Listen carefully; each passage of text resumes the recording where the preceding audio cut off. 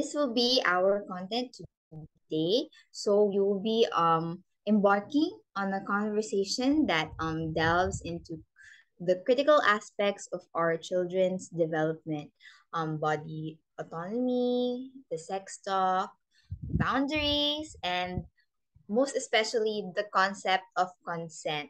So, as caregivers and mentors, we hold a significant role in shaping the narrative around these subjects, influencing how our children perceive themselves and navigate their relationships. So, as surprising as it is, even children as early as 18 months can be taught consent already and boundaries. So the journey we're about to undertake involves fostering an environment of openness where our children feel safe discussing topics that are often considered sensitive. So from understanding and respecting personal boundaries to exploring the concept of body autonomy, we aim to empower our kids with the knowledge and skills they need to navigate the complexities of growing up. So puberty and sex talk are other pivotal aspects we'll be addressing, recognizing that each child's readiness to talk about these kind of things differ. So we'll discuss different approaches, resources, and how to create an ongoing dialogue that adapts to our children's evolving needs. So boundaries and consent are essential lessons for children and teens, and by instilling a deep understanding of personal space, respecting other people's boundaries, their friends' boundaries, their families, grandmas, aunties, their neighbors, and emphasizing the importance of enthusiastic consent. We are laying the groundwork for healthy relationships. So this isn't just an informative session. It's an opportunity for all of us to share experiences, insights, um, and effective strategies. So I believe that everyone here um, might be located in different parts of the world. So there may be some things that I will be sharing that may be a little too progressive for you and the culture that you belong in. And if you'd like to share some insight with how y'all are doing it in your part of the world, you're free to put it in the chat box and we can take it up for discussion. So I hope you're ready to contribute to this very meaningful conversation we're having today. And let's foster an environment where questions are welcome, experiences are shared, and a space that where we collectively build a supportive community for our children and ourselves as well. So let the discussion begin. Um, So, body autonomy, we're going to talk about what it is first. So, what does it mean for us? Because the way we're going to define it is the way our children are going to understand it. So, even if we're doing it unintentionally, right, the way we understand big concepts like this will greatly influence how our children will perceive it, because little by little, even unconsciously, they will be understanding it the way we understand it. So to me, body autonomy means having the right to control my own body and without external influence or coercion. So it's a crucial concept that I believe all children should be taught, and it's something that they should understand. When children know that they are in control of their bodies, they are less likely to become victims of abuse, assault, or later intimate partner violence. So this of course comes later on in life. But in preschools and in households, the more common thing for children to experience is unnecessary hurtful interactions with their friends. Like, for example, pinching, and then they don't know that they're supposed to let their friends know that, hey, you cannot do that to me, it actually hurts. Or even other aunties or uncles like interacting with their children, and they touch them in parts that they are not comfortable with. So let's face it, there are children who are a bit shy and introverted, and sometimes they feel really uncomfortable when a person comes to them and just holds them.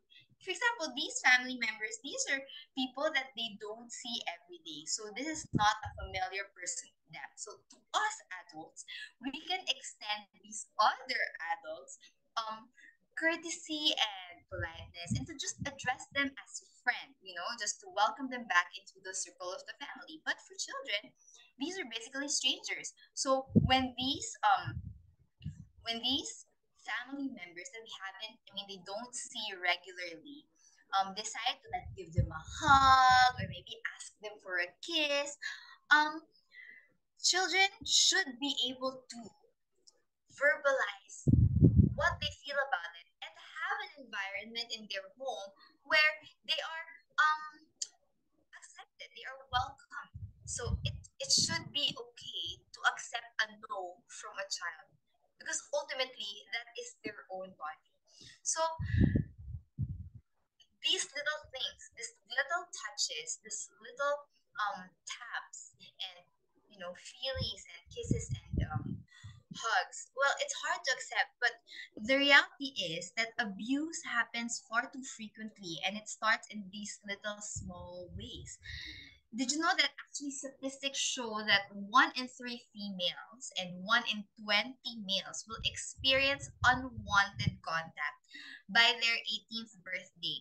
So it's not just sexual contact, it's just even as simple as making them sit on another person's lap or forcing them to hug to say goodbye. So these are actually things that affect children. So we might think that hey, we're just teaching them how to be polite. We're just teaching them how to show gratitude, how to show affection. But that is not the case. In recent years, there has been a lot of media discussion about abuse and assault, highlighting the prevalence of this issue. So, as an adult, I feel that it's our responsibility as a community of educators to help prevent abuse from happening to our kids and to empower them to speak up, and to let them know how to speak up as well. Um, in my opinion, one of the most important tools for prevention is teaching them about body autonomy. So sometimes without realizing it, we force children into situations where their bodies are treated as the property of others. So it's an area where adults, including myself, fall short because we do have the good intentions of letting them learn, because we want them to learn that hey, it's actually really thoughtful to give your grandma a little peck on the cheek because that will make her so happy. She hasn't seen you for a long time.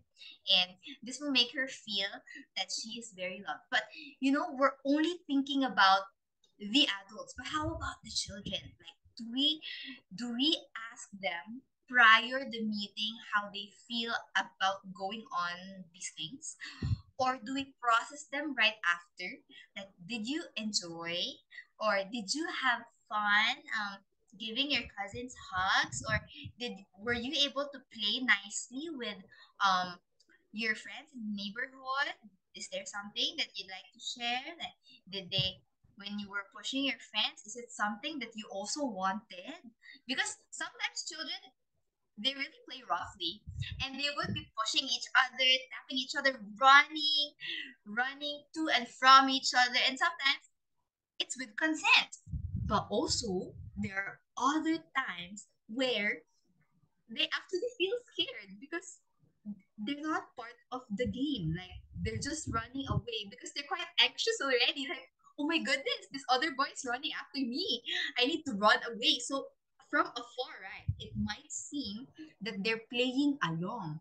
But internally, they don't feel very secure about the situation. So having these conversations, just very small conversations, um, with our children, asking them about how they feel about certain activities, about certain interactions, will help you have a starting point of how to and where to um, start the discussion about body autonomy. So as a teacher, I recognize that there's room for improvement for everybody. For me, for you, for the people beside you, for the people outside. From knowing what body autonomy is to understanding and acting on it and protecting it.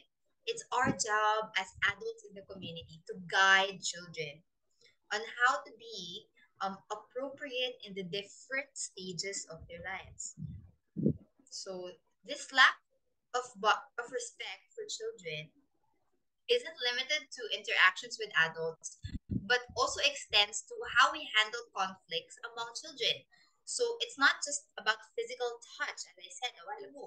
Sometimes it's about letting them say things that they don't fully understand. So for example, when we instruct them to apologize, do they really understand the gravity of apologizing? And giving their friends hug to soothe them? Like, do we consider whether a child genuinely wants a hug when they are hurt?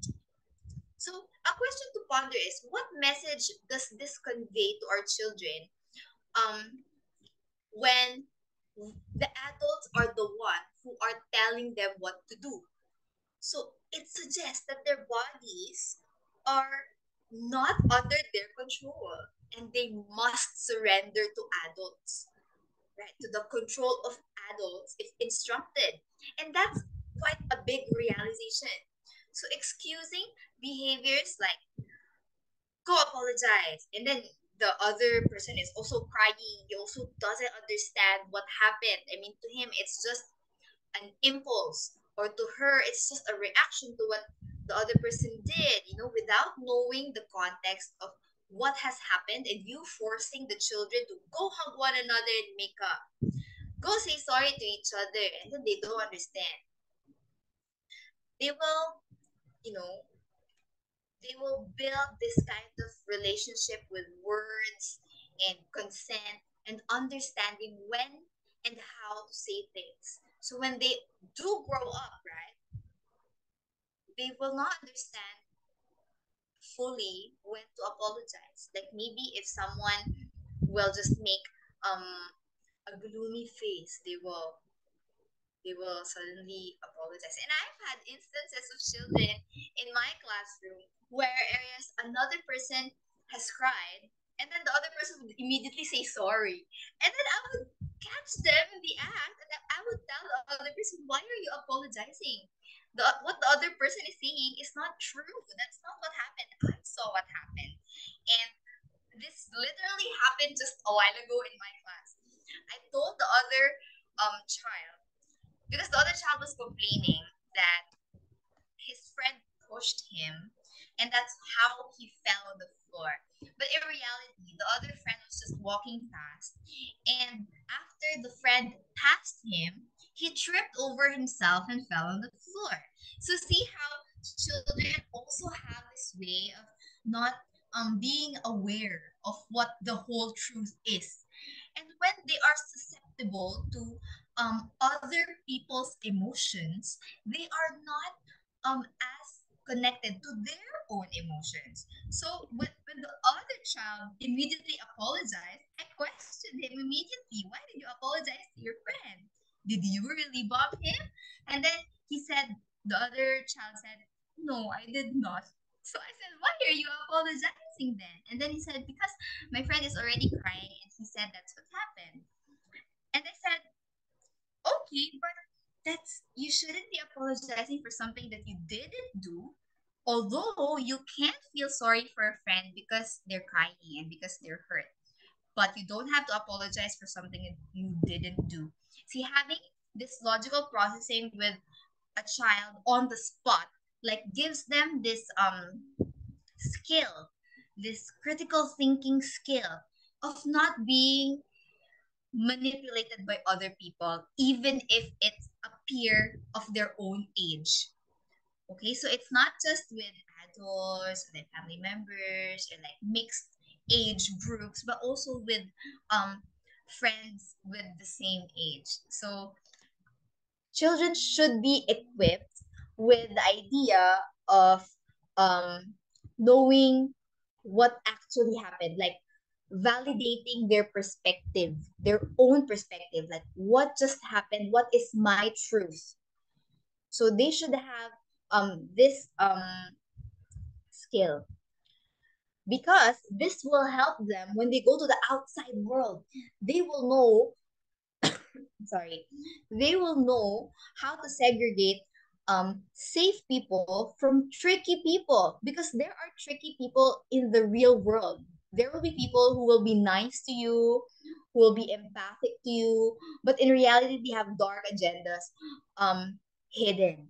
So children are very susceptible to abuse and being kidnapped, carnapped, because tricky people are already everywhere. It's not just good and bad now. There are already tricky people that will already pretend to be good people, but with the hidden agenda of hurting children. So that's why children should have the skill to segregate these kinds of people as well.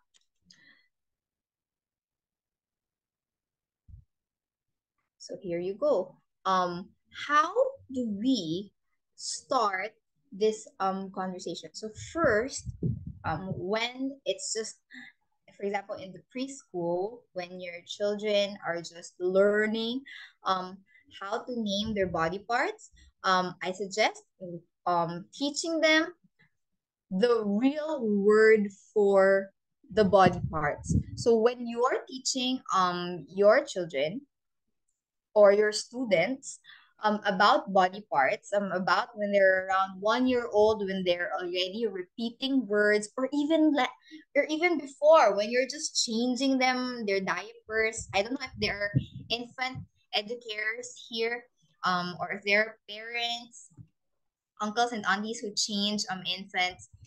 They can actually start grasping the idea of body parts already.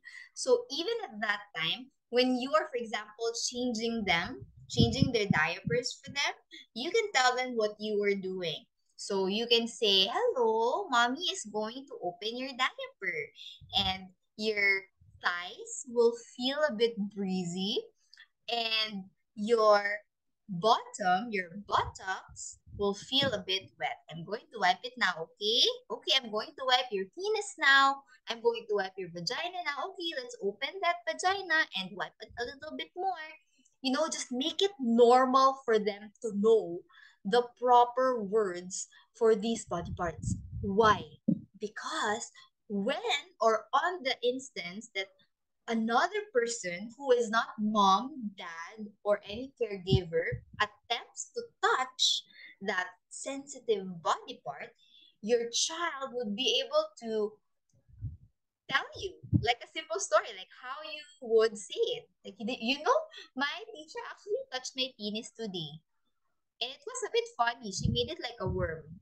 See, it's a regular conversation between a child and a mom or a dad.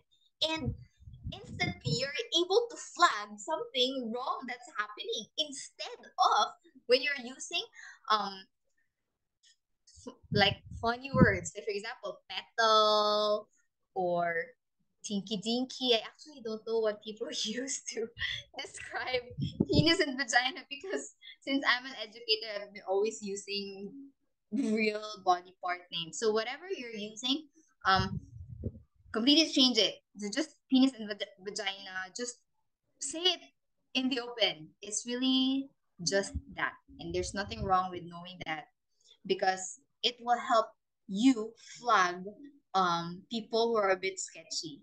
Because some uncles or some aunties might like to tickle your children in very unnecessary ways, and your child should be able to describe to you exactly how they felt uncomfortable. So, and teach them the right words too. And when they are starting to talk, you like correct them as much as possible. So, for example, I have a story about this one instance where my student was suddenly cried in the middle of the day. And then I asked her, "Why are you suddenly crying? Is there something wrong? Are you hurt? Did someone say something to you?" And then she said that her auntie said that her Liba will be long if she keeps playing with her mouth. Now, I thought because I live in a multicultural country, so there's Malaysians, there's Indians, there's Chinese people, there's people who speak English. And so I was wondering, what is a Liba? Like, what does it mean when you are playing with your laiba? So I asked an Indian teacher, is laiba a word in your language? I asked the Chinese teacher, is that a word in your language? Because the child is hysterically crying. She's really panicking about her laiba, playing with her laiba and her tongue growing longer. And at the so when I asked the Chinese Laosher, right, the she said a different word, of course. And then I kept on saying laiba, laiba, laiba. Did you know what laiba is? It's saliva. Saliva. The auntie said at home that if she played with her saliva, even by accident, her tongue would go longer and longer. And then she told me she was so scared. So that was such a good way for me to let the parents know that, hey, mommy and daddy, your helper is actually telling your child this kinds of story. See, when your child is able to verbalize his or her experiences, you're able to catch it in the moment and correct it immediately, even before something more drastic happens. Because if for example, me as an educator, I don't put a stop to it, right? The helper might continue with that kind of parenting without the parents knowing. Because the mommy and daddy might be busy with work, flying in and out of the country or in and out of the city, and they might not be as um focused or like actively parenting their child every day. So maybe they talk to their child intently during the weekends when they have the time off, but every day, right? Maybe they don't have the time anymore. So if that kind of small trauma progresses through the week, the child will start forgetting the reason why she's crying over saliva. And there might be nightmares. There might even be food being picky with food might even start because when you're eating food, right, you salivate. And now that she's scared with her own saliva, she won't understand why she suddenly doesn't want to eat certain foods, like for example, okra or brinjal or soups or anything sticky, and then it would be a bit weird already. It would be confusing as compared to when she was able to tell the story. She was able to verbalize what happened because she knows the word saliva. I mean, what if the child only knows water coming out of the mouth? You know how children describe these kinds of things and could be very vague. It's because they don't know the exact word for these things: saliva, vagina, penis, my shoulder, my knee, nipples, things like that. So when you are saying or sharing things to your child, just do make sure that you are telling them the exact word for it, so that when it's their turn to describe their own experiences, you're also not confused as an adult. So number two, children need to learn about active consent. So as I told you a while ago, it's not just um about physical things. It's also about what you ask them to verbalize. So some children, for example, when they have conflicts with their other friends, they might not be as open to to discuss with their friends and apologize. Now, do we force the child to say sorry? Actually, we do not. When the child is not ready to say an apology, we do not force. What we do in that situation is we let the child understand what is happening with their friendship dynamic. So we can tell them, for example, let's assume that child A and there is child B. And for example, child B, like on purpose, by purpose, he destroyed child's A Lego sculpture. And now child A is crying and child B doesn't want to apologize. And then that is when we start to process child B. Okay, why did you destroy letter A's sculptures? Now some children will not have an answer. They will just, I don't know. I just wanted to. And we don't stop there. We have to tell them that every action has a reasoning behind it. So when you, for example, take the Lego from the shelves, it's because you want to play with the Lego. For instance, you ask for permission to go to the toilet. It's because you need to use the toilet. You need to pee or you need to poo. So there is a reason for doing or for making a decision. Now, when you decided to destroy your friend's Lego sculpture, what was it? Was your friend blocking your way? There, um, you give them choices already or instances where they can think, was he blocking my way? Or was your friend holding or using a Lego piece that belonged to you a while ago?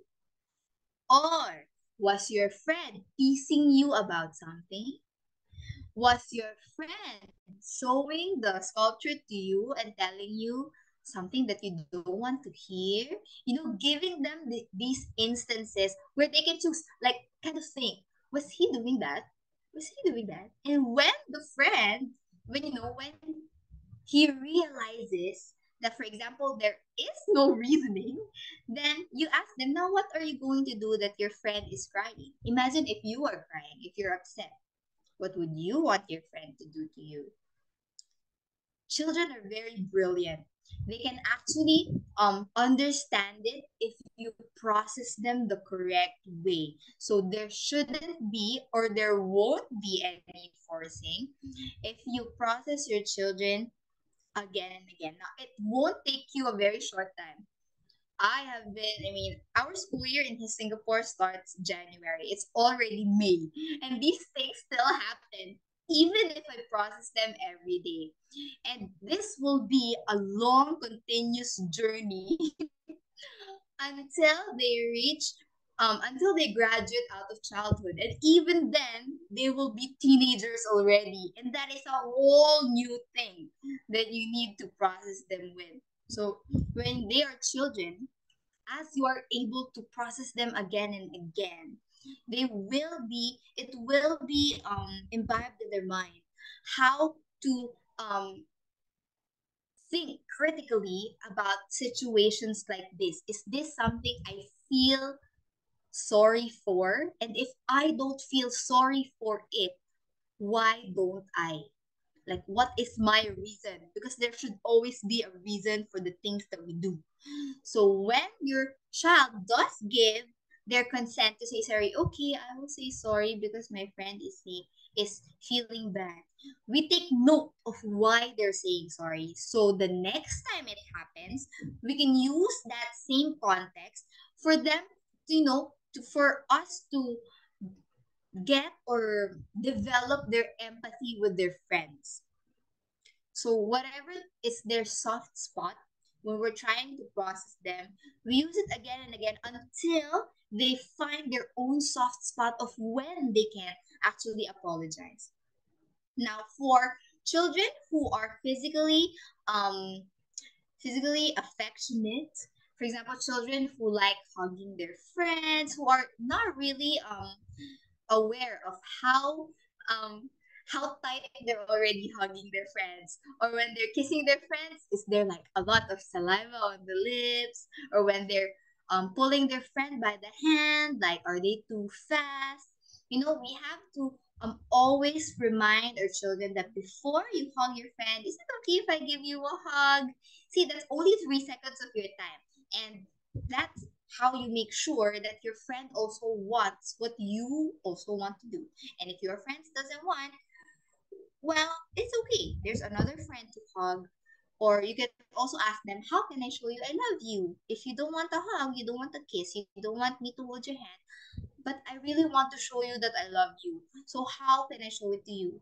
So these phrases, this way of reasoning can be taught to children as young as in their preschool age. So when they're in their primary schooling, when they're in the first grade, second grade, when there's a little bit less adult supervision, they will they're equipped with how they're going to talk and how they're able to maintain relationships with children of their same age. So when it does progress though to um, older groups, when for example they are already teenagers, if they have mastered the idea of consent, they would be easily grasping the context of tricky people. So as we know, teenagers are prone to um they're prone to being tricked by people who seem nice but have um very dark agendas. So there would be adults, for example, selling children illegal drugs, or even as simple as asking them to sneak out of the house and party with them outside. So sometimes a child won't know. I mean, it's a fun thing. You're going to go to the fun thing and make new friends. But it is a tricky situation because if there is alcohol and the people that are underage, there might be some legal consequences that your child is not aware of. And also with the consequences with their own body. If they do drink and they're not yet of age, there are serious things that might happen to their body that they might not understand because the peers that they're exposed to, these tricky people, maybe older peers that they interact with outside of school and outside of house, they don't really explain. They just say, YOLO, you only live once. So these teenagers, right? They just don't know any better. So having them, processing them while they are still a child will give them the critical thinking skills. If I sneak out and if I drink, what might happen to my body? What will happen to my mom or to my grandma? Will they worry? Like, how will I go back inside the house? Or how will I explain myself to my dad? Or if I get sick tomorrow, it cannot be just the flu because then you don't know, right? They also don't know how they would be feeling right after. And then the morning after, they would be so confused about why they're feeling so dizzy, why they're vomiting in the morning. So, having that critical thinking step by step as early on as the preschool stage will help them figure out the tricky people. And number 4, assertiveness. So we can teach our children how to be assertive without being rude. So we still highlight how to be polite and how to be well-mannered people, even if we want to say no. But we have to be assertive with what we want. If we don't want a hug, we don't need to do a tantrum. We don't need to roll over the floor. I really don't want to kiss my auntie. I really don't want to kiss my uncle. You don't, they don't need to do all these things. When they trust that the adults around them will respect their decision when they do say no.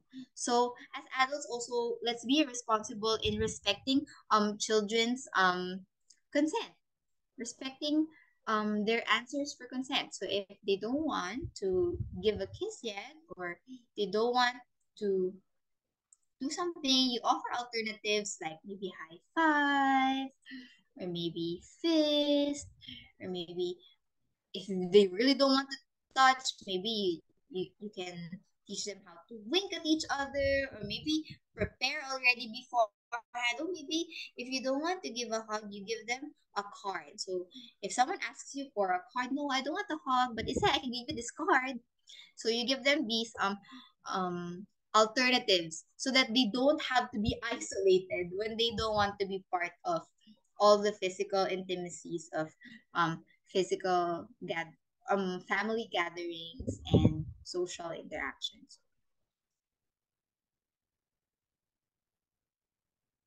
So there, when your child is already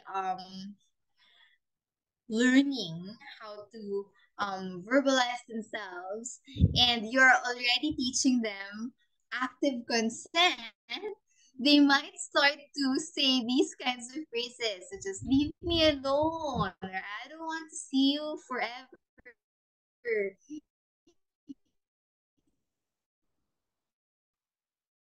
You know how these children Netflix or at Hulu, they're going to be there will be instances where they will be asking you in this manner, and letting your child identify what they need in the moment of distress can help them identify and understand their feelings.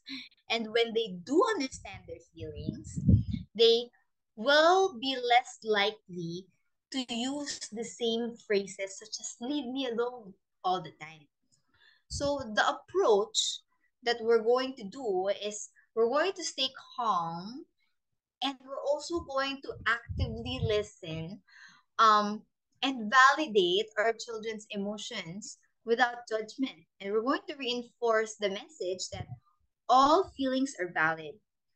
So, sorry, encouraging children to express their emotions without judgment and without immediately rationalizing them, like trying to rationalizing them, fosters emotional intelligence.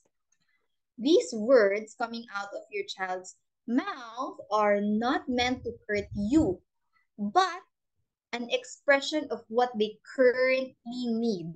So once a child realizes that saying no actually means no, they are more likely to ask you for comfort, like a hug or a cuddle. Because sometimes we also confuse our child, right? Like, for example, they say, no, I don't want a hug. But then as a parent, or as a person actually, that a hug will really make you feel better. I will hug you even if you say no, because I know it will make you feel better.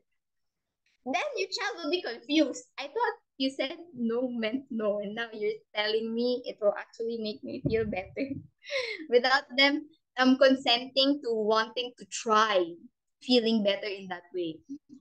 So let's provide other simple coping strategies with our children that doesn't reinforce the things that we're trying to leave behind.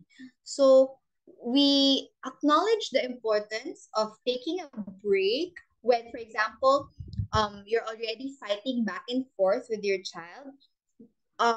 You can actually stop it then and there and tell them um your consent, your boundaries. You can tell them your boundaries actually as a parent and as a person. You can tell them this is not the way I want to be talking to you right now. So let's take a pause. And when we feel better already and we know what we want to say to each other without being hurtful, let's come back and talk about it again. But right now, I'm feeling angry, and I bet you're feeling angry too because you're shouting at me. So let's take a break first, and maybe we can talk about it over dinner, or maybe let's sleep on it. Let's talk about it on our drive to school. It's important to set when you're going to bring it up, so that as a child, as a teenager, they're also prepared when you're going to bring it up, or else it will be an ambush and they will be caught off guard, not prepared about the discussion. So you also as an adult be responsible in letting them know when when you're going to follow up about the discussion so that they're also prepared as humans, you know.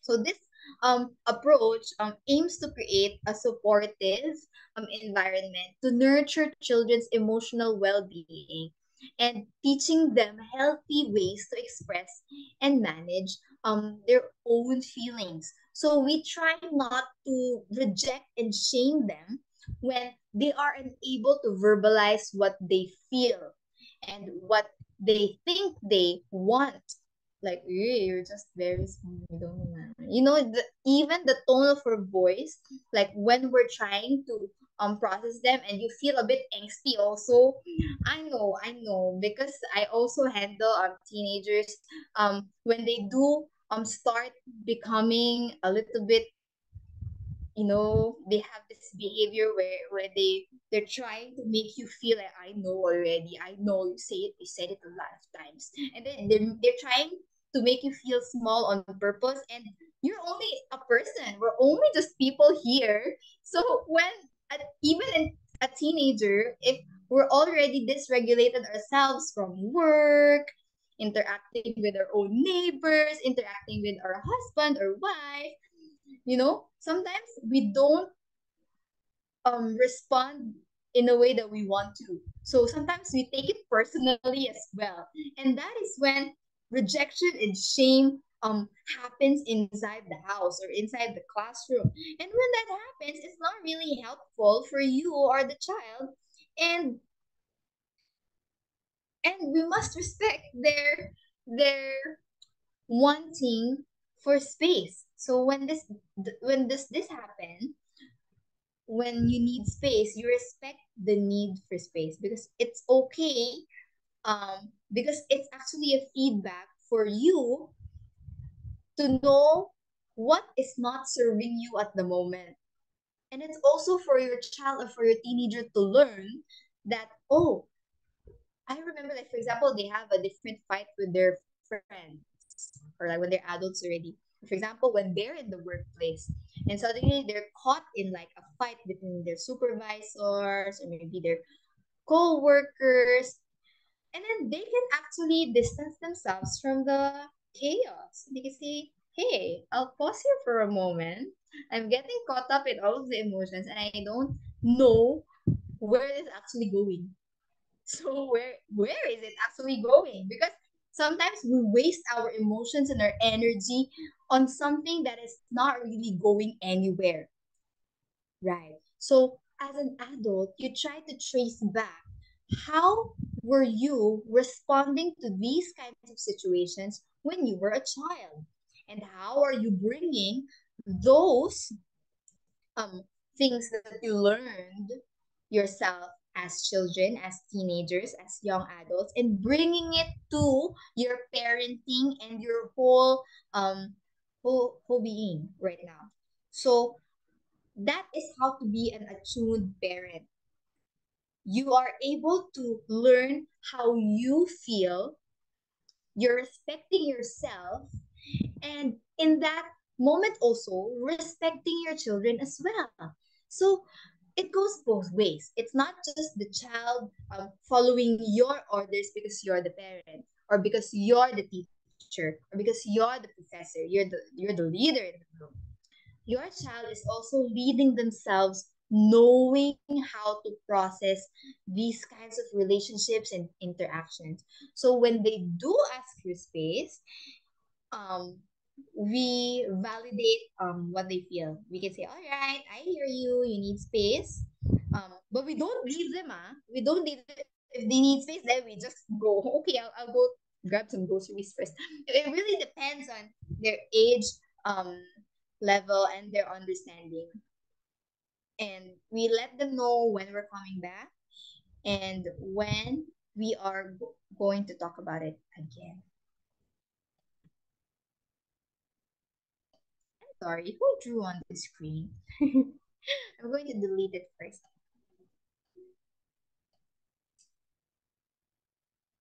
So you stay close to your child when your child is incapable of being alone. So for example, they're really young. Of course, you don't leave them completely. Maybe you'll be in the same room, different corners. When your student is dysregulated, there would be students who are having tensions where they would be, for example, jumping up and down, stomping on the floor. They will be susceptible to hurting other people, hurting themselves, saying mean things to other people. So we don't leave them when they are in a state like this.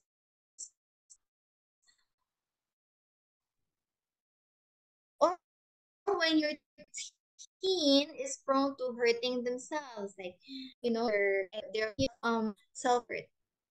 They hurt themselves when they feel anxious, when panicky. Don't leave them completely. So you can be in the other room, you can be downstairs. So here are some ways um on how you can teach your child positive. So let's move over to that a little bit. So firstly is to be a role model for your child. So your children will mimic the behaviors and actions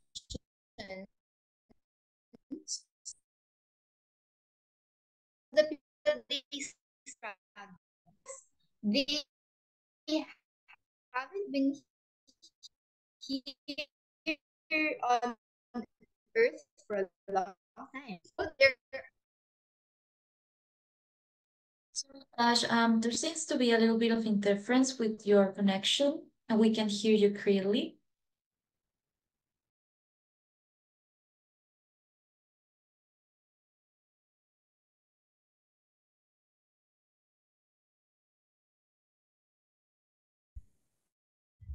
let me see if that's my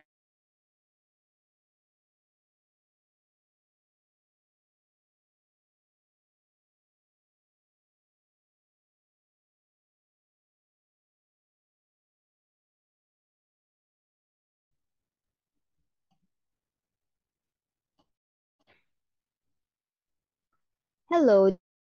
Do you hear me better now? Yes,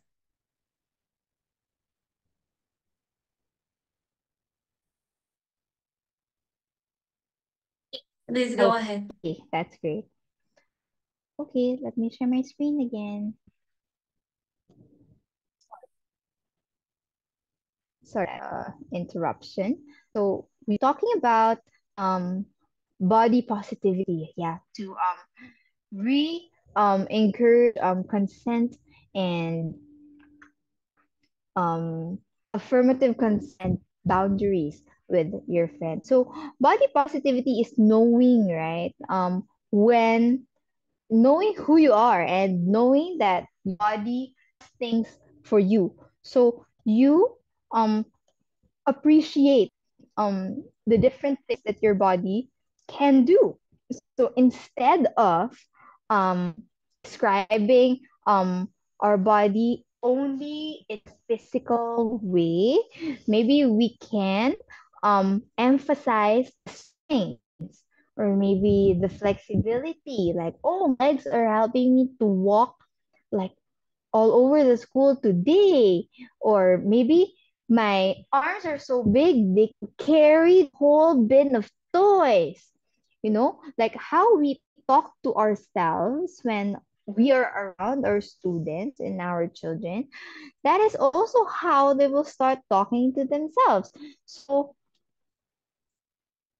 let's try to be well rounded as well as adults so that our children will not copy the wrong things. So we also need to change our attitudes towards physical activity. So instead of focusing on physical activity as a way to lose weight or to maintain body shape, have your children consider the other ways being active can be a positive contributor. So if they are always playing like games, or not always, but if they do take time to move every day, there is a consequence, is you will have a lot of endurance, so that when you actually need to apply the endurance, for example, if you want to buy a sport, or if you're traveling, if you're playing with a different set of friends, you'll have the energy to do so. So you explain it to them in a very age appropriate way, how body moves and how important body is, without focusing on only the physical attributes of it. For example, we can tell them that moving improves our mood, it acts as a social activity, or art expression. Actually, did you know, in Singapore, it's actually mandated by the government. Children must be moving at least 1 hour for the whole day. So there is an allotted time for children to be moving. So it's not just exercise. It can be as simple as taking a walk outside, um having a breather from the air conditioning, or it 15 minutes of dancing when they're doing their circle time. We can apply this to our home as well. Well, of course, it will help our children be more active, and it will also help them sleep, because they need to sleep. They need to sleep in the afternoon, they need to sleep at night. The reason why most children are not sleeping in the afternoon anymore is because parents are usually giving their children iPads and letting them watch TV, or they're just stationary the whole day. So their energy, it's still inside their body. So it's not expelled. So if it's not expelled, when it's time to sleep, they're not going to sleep. They're going to stay until midnight, 1 a.m., 2 a.m., which is not really healthy for growing bodies with growing minds. Because their minds will not function if their bodies are not refreshed from the day before. So they need to move and appreciate body movement, so that they also get rest at night. So it's a funny analogy, but it does help. Okay, this is the last thing that we're going to talk about today, and it's going to be about sex talk. So it's crucial to address this exploration of digital spaces, since our children are very techie already. So even if your child is navigating the internet independently for a few more years, we need to establish guidelines on talking to strangers online. When you do make Instagram account them, Facebook account them. I know it's very in for parents to make Instagram accounts for their very young children, post their photo, um, in an open account for everyone to see. So when they do have access to this, even if it's on child line, sometimes there are actions that we don't mean to happen, but it still happens. So when they do have these kind of accounts already, or when they are, if there is a chance that they will be exposed,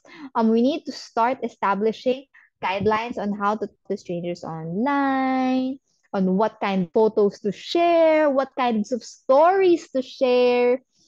For example, if they're very active on TikTok, what kind of information can you say? You cannot say the address.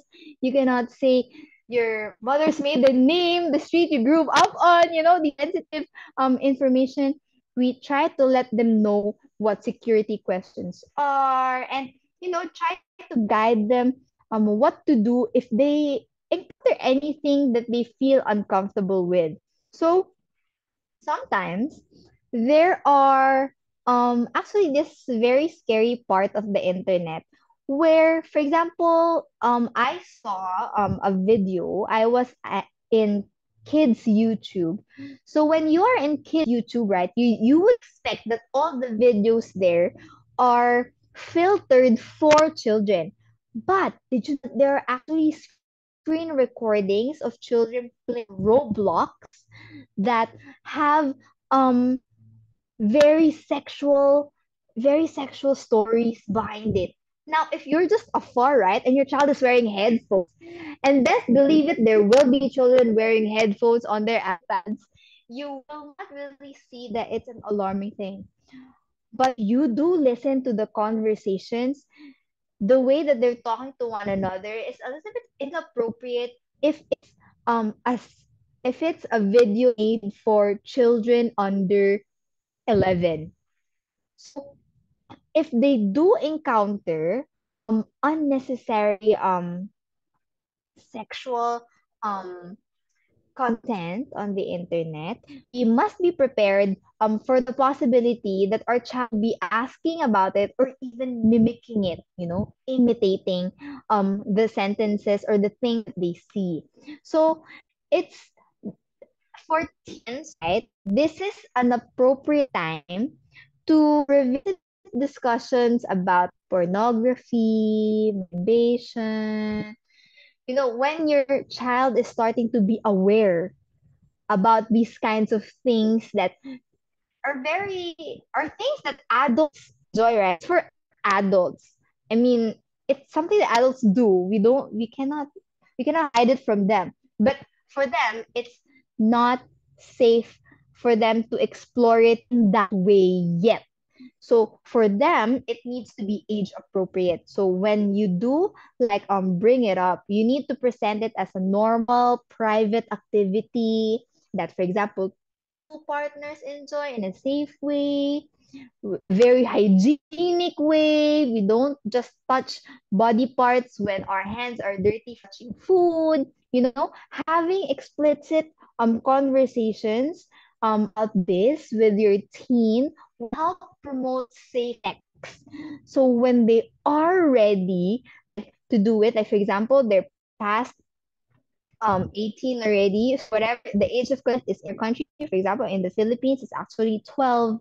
So it really depends when on that age of legal consent already and they don't want to try. Well, it can be uncomfortable for adults to see our children growing up in this way, but we're just ensuring that when they do it, they're safe and they're not susceptible to abuse and trauma.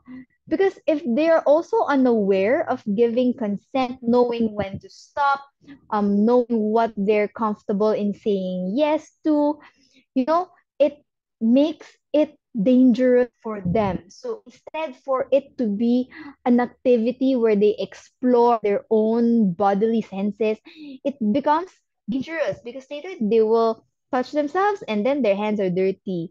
Or maybe later they just their friends like show them this kind of toy and then they with each other, these kinds of dangerous things they should know.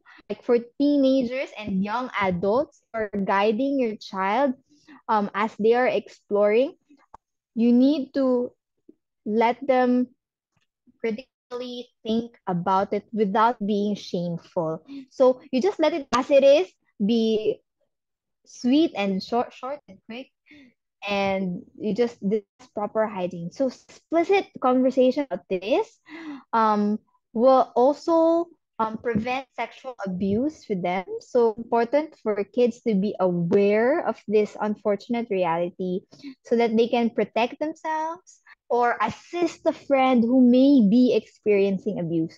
So the depth of this conversation should be tailored to your child's understanding, starting with the basics like personal boundaries and revisit the topic later to assess their comprehension and feelings about it. So if your child becomes upset, like they're being shy or like, well, this, you just pause and continue it when they're older. But you have it because it better come from you and not from a random stranger online and not from a friend who is also inexperienced, who does know what is safe and what is not. So you may also explaining the mechanics of sex to your child so that your child knows when a person is already having sex with them. Because later, some will tell them we're just playing, okay, we're just playing with each other's like cookies and all, and then they'll start harassing your child. And child doesn't know that it's uncomfortable.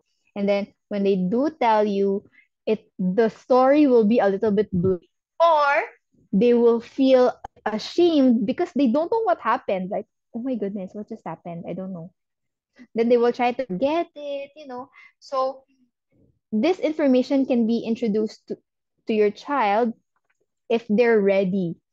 And if they're delayed and you think they might not grasp it, you wait for a later time, but you must discuss it with your child so that you can address your child's questions personally.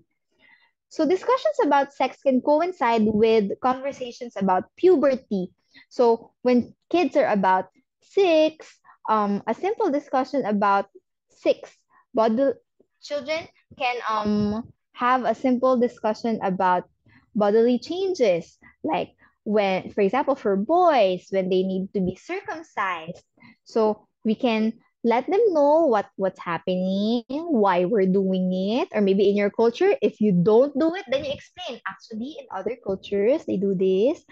Actually, in our culture, we don't. So the reason is that, and then you explain. But when you're older, you may realize that your penis will start to get hard when it gets cold, when you need to pee, when you get tickled, it will get hard. And that is normal. So, talking about it in a very open way will also encourage your children to talk about it with you in an open way. So it's not something that's shameful and that you need to hide. Between caregiver and child, between parents and child, educator and child, it should be an open discussion. But for strangers, for people that you just met, you also let them know about the boundary that they need to set for people who are not their main caregivers, so that they know um, who to share to and what to share to with other people, what is appropriate in different contexts. So these are some activities that um you can read to your children, to your students. It can also be as simple as a chant. Like, I have a chant that my children really like. It's called it. Well, actually, I don't know the title, but I just saw it online. It goes, "Please stop. I don't like that. I'm feeling uncomfortable. I need more space. Not around me. Don't take it personally. It's just a boundary. It's just a boundary. Please stop. I don't like that. I'm feeling uncomfortable. I need more space. Not around me. Don't take it personally. It's just a boundary." So having a tune like that, right? It's quite catchy for children and for primary school children, for first graders, second graders. Having that chant will help them have the words to explain to other people what they might want if they want space, and not slapping other people. Like, if someone wants a hug, you don't want slap. Other children might be confused as well on how to reject um politely. So you can follow up with a game or a chant like that. As mentioned a while ago, you can open a child-led discussion about their body, about what they're comfortable with, about what happened at school. Is there anything notable? Or you can also share your experiences, um which will make them also want to share. Like, I also experienced the same thing, because children, they will be recalling things if they are able to recognize your sharing as well. So we need to connect with our children all the time, so that we are aware of how they are responding to different kinds of situations. So there you go. So this is a sample activity for an older class. So there, you can take a read first. And I think that's about it. I hope you learned a lot with what we talked about today. I'll just leave this quote with you here. The best gift you are ever going to give someone